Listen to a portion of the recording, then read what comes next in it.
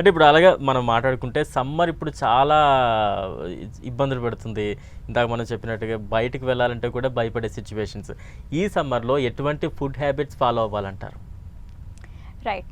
So సమ్మర్స్లో మనకి dehydration అయ్యే ఛాన్సెస్ చాలా ఎక్కువ ఉంటుంది.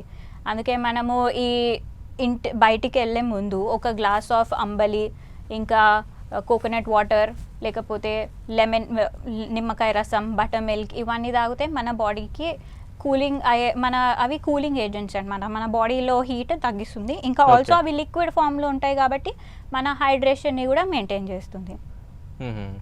Right madam. అంటే వెజ్ ఫుడ్ అనేది ఎక్కువ హెల్తీ అంటారా, నాన్ వెజ్ ఫుడ్ అనేది ఎక్కువ హెల్తీ అంటారా? రెండింటికి కంపారిజన్ చెప్పాల్సి వస్తే ఏ రకంగా చెప్తారు మీరు?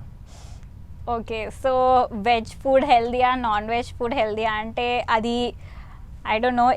ఇప్పుడు వెజిటేరియన్స్ ఉన్నారు మన ఇండియాలో. Maybe half of the population కన్నా తక్కువ వెజిటేరియన్స్, ఇంకా నాన్ వెజిటేరియన్స్ అన్న హైయర్ సైడ్ ఉన్నారు. సో వీళ్ళు హెల్దీగా ఉన్నారు, వాళ్ళు హెల్దీగా ఉన్నారు, ఇద్దరు హెల్దీగా ఉన్నారు. కానీ వెజిటేరియన్స్కి ప్రోటీన్ నీడ్స్ అనేటివి కొంచెము తక్కువ, అంటే వాళ్ళు ప్రోటీన్ కన్సంప్షన్ అనేటిది కొంచెం తక్కువ చేస్తారు. ఎందుకంటే ఇప్పుడు 100 grams ఆఫ్ పప్పు is a good source of protein. 100 grams of పప్పు అంటే మనకి ఇంత ఉంటుంది. అదే 100 grams ఆఫ్ చికెన్ అంటే మనకి ఇంత వస్తుంది.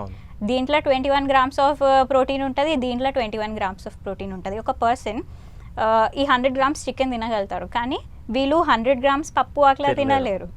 రైట్. సో అది that is one of the difference. వీళ్ళకి ఏమో రిక్వైర్మెంట్ అంటే అవైలబిలిటీ కొంచెం తక్కువ ఉంటుంది, వీళ్ళకి అవైలబిలిటీ ఎక్కువ ఉంటుంది.